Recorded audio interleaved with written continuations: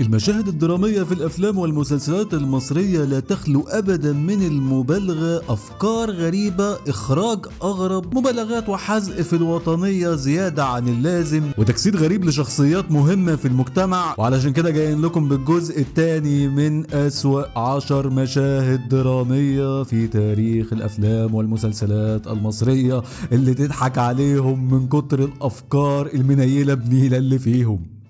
ومساء الفل عليكم. بناء على طلب كتير من المتابعين عملنا الجزء الثاني على طول من أسوأ 10 مشاهد درامية في تاريخ الأفلام والمسلسلات المصرية. وفي المركز العاشر معانا أكتر مشهد شلني، أغرب علاقة أم وابن في التاريخ. ده مصطفى إبراهيم مصطفى. أهلا يا مصطفى. توتو ابنك يا دنيا. ابن مين يا ست الكل؟ ابني. أمي. حبيبي. ده بجد؟ ابني. أمي.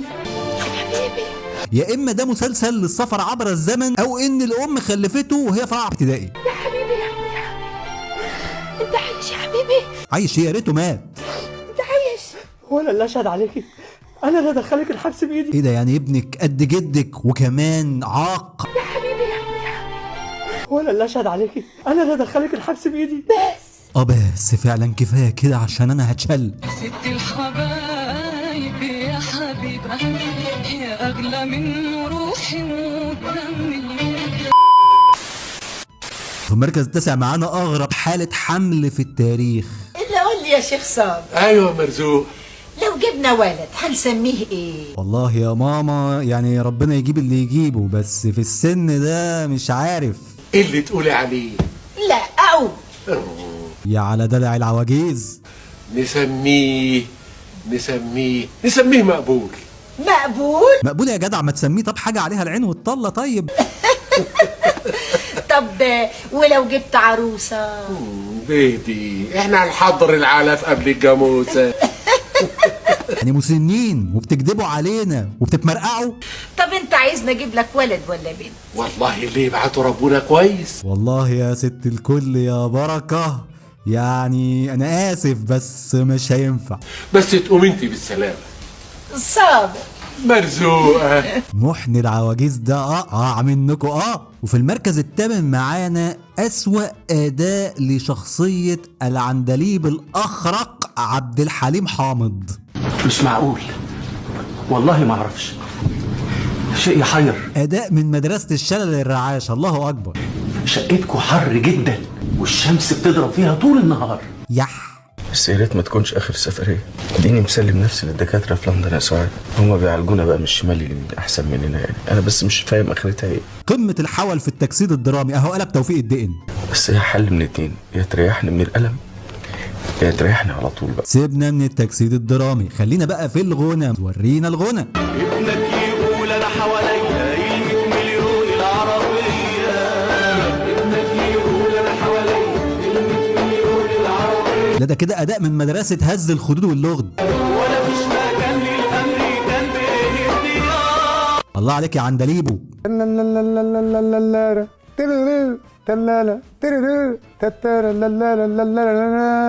ايدك كده بس يا محترم وخدها تاني. انزل اشترك معانا في القناه كده سريعه ثاقبه كده، علشان ان شاء الله في تطور جاي قريب. وبعدين انت مشترك في قنوات ناس كتير يعني جت على القناه دي، جرب كده خد فكره عامه. ما عجبكش الموضوع بعد فيديو او اتنين يبقى الغي الاشتراك ما بيلزقش. وفي المركز السابع معانا مشهد الفنان احمد عبد العزيز. جيس وات بيقلد مين؟ الرئيس الراحل محمد انور السادات. استاذ انور، خير يا حبيبي. انت متجوز؟ الاسئله دي ما بنسالهاش لرجاله يا مدام ناديه. أيوة. ويا ترى بتحب مراتك؟ جدا. اصيل يا فنان. بس هو السؤال يا ترى هي كمان بتحبني زي ما بحبها؟ سؤال مهم ويستحق التدبر. اكيد بتحبك. اسمها ايه؟ مصر.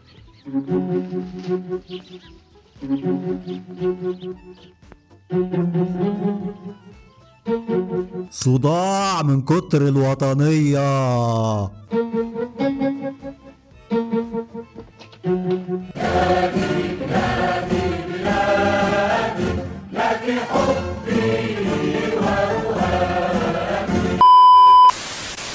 وفي المركز السادس معانا مشهد للفنان محمد فوزي لما يكون عندك مصيبة بس في نفس الوقت انت فرفوش. انا ماشي من بكرة انا رايح الاخرة يا ساتر. باللبدة السمرة والبدلة الحمراء انا ماشي من بكرة. ايه التفاؤل ده يا استاذ محمد؟ الدنيا دي ليه والعمر ده ايه؟ بغض النظر عن الاغنيه، هم رابطينه من رجله زي الحيوانات في السيرك ليه كده؟ انا ماشي من بكرة انا رايح الاخرة باللبدة السمرة والبدلة الحمراء انا ماشي من بكرة. سيبك بقى من الخمسه اللي فاتوا دول خالص، اللي جاي بقى سواد ما بعده سواد يا دنيا. والمركز الخامس معانا اغرب مشهد تحرش شفته في حياتي. ده موسيقى دراميه تقطع القلب.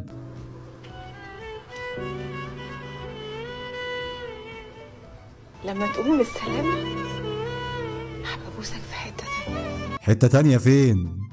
لما تقوم بالسلامة هبقى ابوسك في حتة تانية. لا وضحي، ما تسيبيهاش عايمه كده. هبقى ابوسك في حتة تانية. الله على التحرش العفيف الجميل النظيف.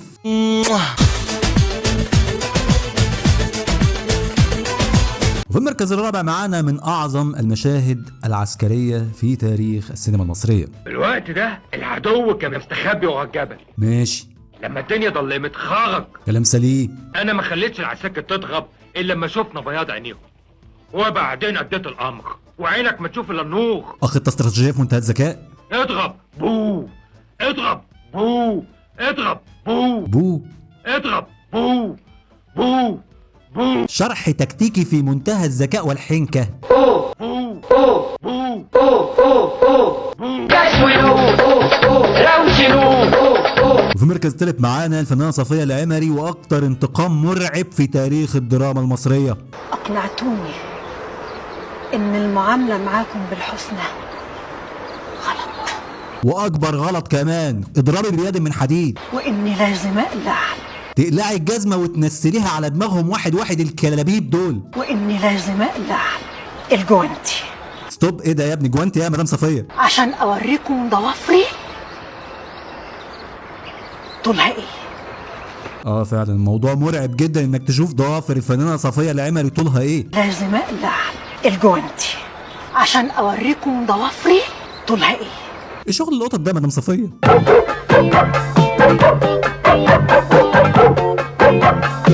في المركز الثاني معانا الفنان هاني سلامة ونيلي كريم واستاذ هشام سليم عشان يعالجهم، خدهم يرقصوا ويغنوا في اسوان. مش دي قصتنا تماما. معديين كده في اسوان لقوا راجل غلبان قاعد بفرشة جرجير وطماطم بيفطر عادي جدا.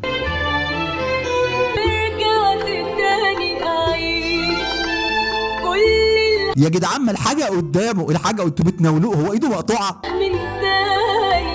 ورجعت تاني. والله الراجل ما عارف يعمل ايه، الراجل مستغرب زينا بالظبط.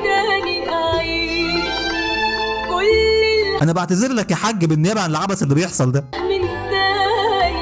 ورجعت تاني. اقسم بالله لو منك اقوم بالصينيه على دماغتهم. لماذا نحن هنا؟